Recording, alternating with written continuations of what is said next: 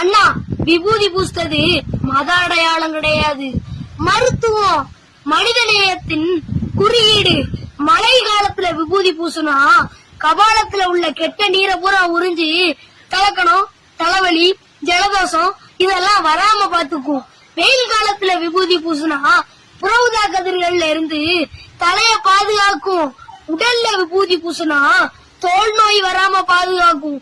சின்ன சின்ன விஷப்பூச்சிகளோட விஷத்தை உறிஞ்சிரும். அதுவும் இல்லாம நீ ஒரு பிடி சாம்பல், நானும் ஒரு பிடி சாம்பல்னு எதிர வாரவங்களுக்கும் பூசுற நமக்கும் ஞாபகப்படுத்துறதுக்கு தான் விபூதி பூசும். சந்தனம் பூசுறது உடலுக்கு குளிர்ச்சி, கோவத்தை தணிக்கும், வேர்க்கூறு, தோலெரிச்சல் வராம பாத்துக்கும், மன நிம்மதிக்கு உதவும். நெத்தி பொட்டுலதான் உயிர் இருக்கும்பாங்க.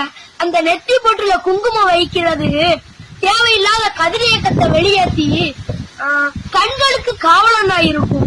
குங்குமம் வைக்கிற விதத்திலேயே நீங்க கல்யாணம் ஆனவரா, கல்யாணம் ஆகாதவரா, சண்டைக்கு வாரீங்களா, சமாதானம் பேச வாரீங்களான்னு தெரிஞ்சுக்கலாம்.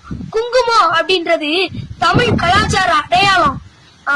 அறிவியல ஆன்மீகம் எடுத்துக்கிச்சு, அவ்வளவுதான்.